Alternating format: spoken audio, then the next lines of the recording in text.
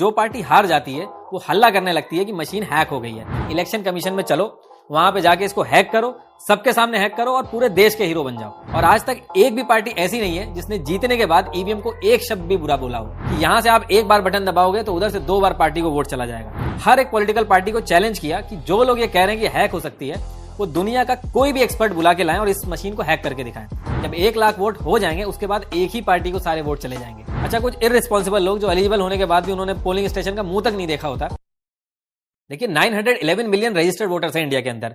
इनसे जब ballot paper के थ्रू वोट डलवाए जाते हैं तो करोड़ों बैलेट पेपर्स की जरूरत पड़ती है, लाखों पेड़ कटते हैं और हजारों लोग इन वोटों को काउंट करने के लिए लगते हैं। और इंडिया जहां पे हर थोड़े दिन में कहीं ना कहीं चुनाव होते हैं तो ये प्रोसेस बहुत ही कॉम्प्लिकेटेड हो जाता है। तो इस चीज को सॉल्व करने के लिए ईवीएम मशीन को लाया गया, लेकिन इसको यूज करने के टाइम पे भी आवाज उठने लगी कि अभी भी इसमें शॉर्टकमिंग्स है, कंप्लीट नहीं है। तो 2014 के नेशनल इलेक्शन में ईवीएम के साथ वीवीपैट को भी ऐड कर दिया गया। अभी वीवीपैट क्या होता है? देखिए, जब आप वीवीपैट नहीं यूज करते थे तो उससे पहले आप बटन दबा, पर्ची दिखती है जिसमें जिसको आपने वोट दिया है उसका नाम मेंशन होता है। आप उस पर्ची को लेके नहीं जा सकते, बस वो आपको दिखाने के लिए होती है कि देखिए जो बटन आपने दबाया है उसी को वोट मिला है, और फिर वो पर्ची उसी बॉक्स के अंदर चली जाती है।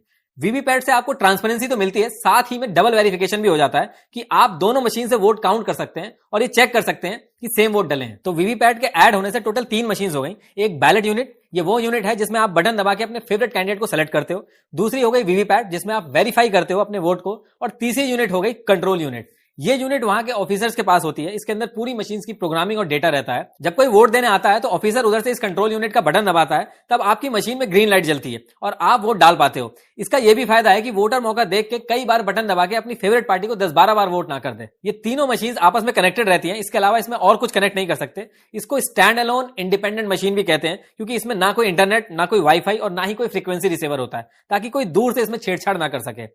इस मशीन को पूरी तरीके से भारत इलेक्ट्रॉनिक्स लिमिटेड और electronics corporation of India limited ने बनाया है। ये पूरी तरीके से इंडियन डेवलप्ड प्रोडक्ट है। इसमें सेल्फ डायग्नोस्टिक सिस्टम और टेम्पर डिडक्शन प्रोग्राम है, मतलब कि किसी भी स्टेज पे कोई छेड़ता है या जबरदस्ती करता है तो पकड़ में आ जाएगा। अब बात करते हैं कि इस पूरे इलेक्शन में प्रोसेस क्या फॉलो होता है। देखिए, ईवीएम मशीन का कंट्रोल भारत इलेक्ट्रॉनिक्स के पास रहता है। जैसे इलेक्शन की डेट आती है, भारत इलेक्ट्रॉनिक्स लिमिटेड इसका डिस्ट्रीब्यूशन ऑल ओवर इंडिया में करता है। जहां जहां चुनाव होने हैं उसके डिस्ट्रिक्ट हेडक्वार्टर के स्ट्रॉन्ग रूम में ये मशीन भेजी जाती है। ये स्ट्रॉन्ग रूम बहुत ही सिक्योर रूम होता है विद लाइव कैमरा और presence of special security forces.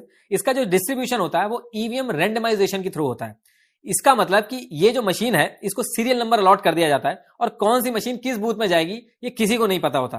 Computer randomly serial number select करता है और डिसाइड करता है कि कौन सी मशीन किस जगह पे जाएगी। जब इस मशीन को स्ट्रॉन्ग रूम में रखा जाता है, उस पर्टिकुलर टाइम पे पॉलिटिकल पार्टीज के रिप्रेजेंटेटिव जैसे कि बीजेपी, कांग्रेस, जेडीयू, हर पार्टी अपना रिप्रेजेंटेटिव भेजती है। इलेक्शन कमीशन के ऑफिसर सबकी मौजूदगी में इस मशीन को रखते हैं। एक बार इस स्ट्रॉन्ग रूम में मशीन रख दी जाती है और लॉक कर दी जाती है, उसके बाद कोई भी इसको खोल नहीं सकता। पॉलिटिकल पार्टीज के रिप्रेजेंटेटिव समेत सबका रहना जरूरी होता है इस पूरे प्रोसेस में।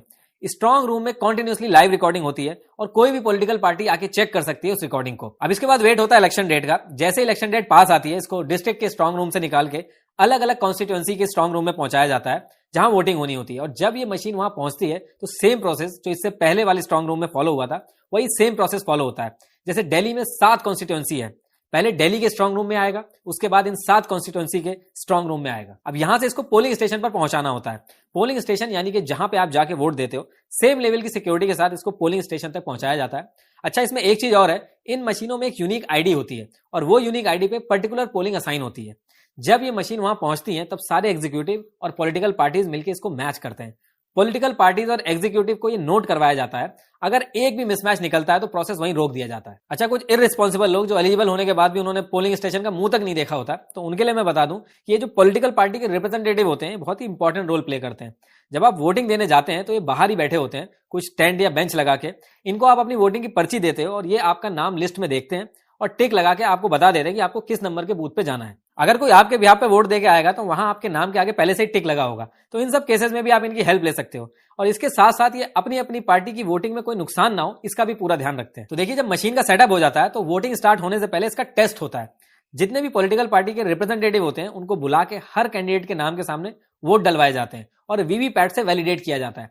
अगर एक भी एंट्री गलत होती है तो प्रोसेस को वहीं रोक दिया जाता है। जब सारी पार्टीज के लोग और इलेक्शन एग्जीक्यूटिव सहमति बना के अप्रूव करते हैं तब सबके साइन होते हैं और उसके बाद वोटिंग स्टार्ट होती है। अब जो लोग इसका अपोज करते हैं उनका यह कहना है कि आप लोग टेस्ट तो 1 से 2,000 का करते हो, लेकिन मशीन में ऐसी प्रोग्रामिंग की गई है कि 1 लाख तक तो कुछ नहीं होगा। जब 1 लाख वोट हो जाएंगे उसके बाद एक ही पार्टी को सारे वोट चले जाएंगे। देखिए, ऐसा करने के लिए पहली चीज तो यह कि जो पार्टी ऐसा कर रही है वो इस प्रोसेस के बीच में ही live camera, security, strong room, tamper security system सबको क्रैक करके मशीन चुरा ले और प्रोग्रामिंग चेंज करके वापस रख दे। लेकिन उसमें भी कितनी मशीन चुराओगे आप?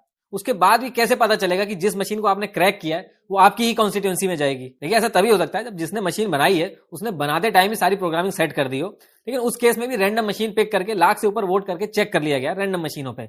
दूसरी चीज, जिसने मशीन बनाई है उसको पता होना चाहिए कि जिस पार्टी के नाम पे उसको सारे वोट ट्रांसफर करने उस पार्टी का अलॉटेड मशीन सीरियल नंबर क्या है। वो पता लगाना बहुत मुश्किल है क्योंकि वो सबसे बाद में जनरेट होता है। इसमें एक चीज और बोली जाती है कि यहां से आप एक बार बटन दबाओगे तो उधर से 2 बार पार्टी को वोट चला जाएगा। देखिए, अगर बैलेट यूनिट है उसमें से आप अगर एक बार बटन दबाओगे और वीवीपैट में 2 बार वोट आएगा तो दोनों की काउंटिंग मिसमैच होगी और वोटिंग वहीं रद्द हो जाएगी। एक चीज में यह भी कही जाती है कि जब सारी वोटिंग हो जाती है उसके बाद वोट बढ़ाए जाते हैं। तो जब वोटिंग कंप्लीट हो जाती है तब पोलिंग बूथ का जो इंचार्ज होता है वो सभी पॉलिटिकल पार्टीज के लोगों के बीच में इकट्ठा होकर मशीन को सील करता है और सारे रिप्रेजेंटेटिव उसको चेक करते हैं कि सही से सील हुई है कि नहीं।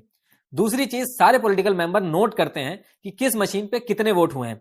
मान लीजिए कि एक मशीन पे 1150 वोट डाले हैं तो वहां पे नोट होगा कि इस आईडी की मशीन में टोटल इतने वोट डाले गए हैं। ये वेरीफाई करने के बाद सारे मेंबर साइन करते हैं और जितने भी कैंडिडेट खड़े होते हैं उनके पास ये लिस्ट भेज दी जाती है। जो उस बूथ का प्रिसाइडिंग ऑफिसर होता है, जब वो उस मशीन के स्टार्ट बटन को दबाता है तो वोटिंग शुरू होती है और वो ऑफिसर उस टाइम को नोट कर लेता है। सेम जब वोटिंग कंप्लीट हो जाती है उसके बाद क्लोज बटन दबाया जाता है और उस टाइम को नोट किया जाता है ताकि इस टाइम के बाद कोई अगर इससे छेड़खानी की कोशिश करे तो वो टाइम से पता चल जाए। और जो सब लोग वहां पे मौजूद होते हैं जब वो सब ओके बोल देते हैं तो मशीन सील होती है उन सबके बीच में।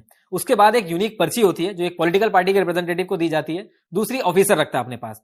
अब ये मशीन तभी खुलेगी जब दोनों पार्टियों के कोड होंगे एक साथ।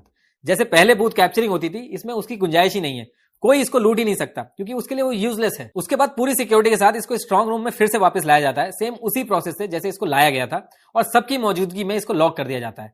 24/7 इसका लाइव कैमरा चलते हैं और उसकी फुटेज एलईडी टीवी में चलती है जहां पे सारी पॉलिटिकल पार्टी के रिप्रेजेंटेटिव इसको मॉनिटर करते हैं। अब जिस दिन काउंटिंग होनी होती है उस दिन सारी पॉलिटिकल पार्टीज और एग्जीक्यूटिव्स के सामने स्ट्रांग रूम का लॉक खोला जाता है और हर एक मशीन की सील चेक होती है। अगर एक भी मशीन की सील खराब होती है तो प्रोसेस वहीं पर रोक दिया जाता है। जब सारे मौजूदा लोग मशीन खोलने के लिए सहमति जता देते हैं तब मशीन खोली जाती है और मशीन खोलने के बाद उसको मशीन आईडी के total number of vote match किए जाते हैं जो लिस्ट दी गई होती है उससे, और पार्टियों के बोलने के बाद काउंटिंग स्टार्ट होती है। प्रिसाइडिंग ऑफिसर मशीन में रिजल्ट का बटन दबा के रिजल्ट दिखाता है और जो रिजल्ट आता है उसको रैंडम वीवीपैट मशीन से वेरीफाई किया जाता है। मान लीजिए ईवीएम में दिखा रहा है कि बीजेपी को 100 वोट मिले और कांग्रेस को 90 वोट मिले, तो वीवीपैट मशीन में भी उतने ही नंबर दिखाना चाहिए और ये सब रैंडमली चेक होता है। जैसे जैसे कैलकुलेशन होती रहती है मीडिया वाले बताने लगते हैं कि ये इतने वोटों से आगे चल रहे हैं या फिर पीछे चल रहे हैं और लास्ट में रिजल्ट अनाउंस होता है। अब देखिए, इसमें होता यह है कि जो पार्टी हार जाती है वो हल्ला करने लगती है कि मशीन हैक हो गई है और वही सेम पार्टी जिस जगह से जीती हुई होती है वहां पे चुप रहती है।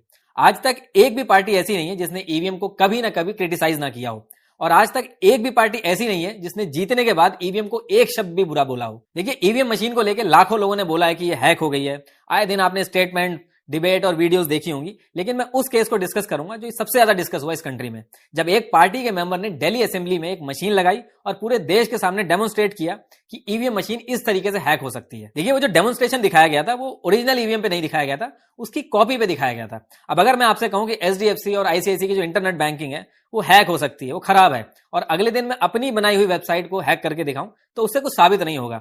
एचडीएफसी और आईसीआईसी की इंटरनेट बैंकिंग अगर बेकार है, अगर मुझे साबित करना है तो मैं एचडीएफसी की इंटरनेट बैंकिंग को हैक करके दिखाऊंगा, तब लोगों में विश्वास आएगा। ठीक है, क्योंकि ये इतने बड़े लेवल पे हुई थी और पूरे देश ने देखा था, तो इलेक्शन कमीशन ने 3 जून 2017 को हर एक पॉलिटिकल पार्टी को चैलेंज किया कि जो लोग ये कह रहे हैं कि हैक हो सकती है वो दुनिया का कोई भी एक्सपर्ट बुला के लाएं और इस मशीन को हैक करके दिखाएं।